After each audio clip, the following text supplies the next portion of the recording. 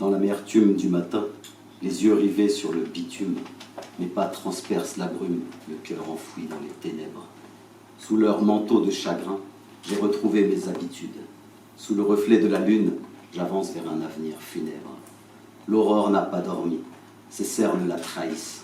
Elle s'approche du sol et dépose une rosée de sanglots. C'est au creux de ces nuits d'insomnie que l'horreur s'immisce, que ce monde la désole et lui courbe le dos. Bien installée dans son aigreur, la haine me fait de l'œil. Il serait aisé devant l'indicible de sombrer dans sa rancœur. Mais je déteste les excès et ma mémoire a de l'orgueil. Alors, tel un funambule, je recherche l'équilibre sur le fil de la peur. L'air est lourd, le tonnerre gronde, les éclairs semblent éventrer le ciel. Je ne sais même plus si la terre est ronde, mais je m'accroche à l'idée que la vie est belle. Sur l'air des émotions, les chefs d'orchestre machiavéliques voudraient instrumentaliser ma colère. Leur macabre partition voudrait dicter mes répliques et que je lâche la main de mes frères. L'humanité, en ces jours sombres, est entrée en guerre avec elle-même, exaucant le souhait d'une poignée de tout-puissants. Ils sont venus sur nos tombes parsemer leurs graines de colère et de haine, piétinant les fleurs de la paix qu'on avait plantées pour nos enfants. Aujourd'hui, notre pays gît à même le sol. Son âme se noie dans nos larmes de sang. C'est l'heure où l'on distribue les premiers rôles.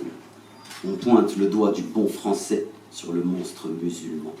Il est fier de jouer cette lugubre musique avec l'orchestre dont il est le fidèle instrument.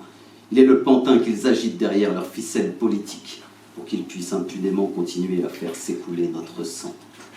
En pillant les sous-sols de la terre sous couvert de rétablir l'ordre démocratique, ils braquent les armes de destruction massive sur notre propre berceau, enfantant des kamikazes à coups d'islamophobie à peine dissimulés derrière leur politique.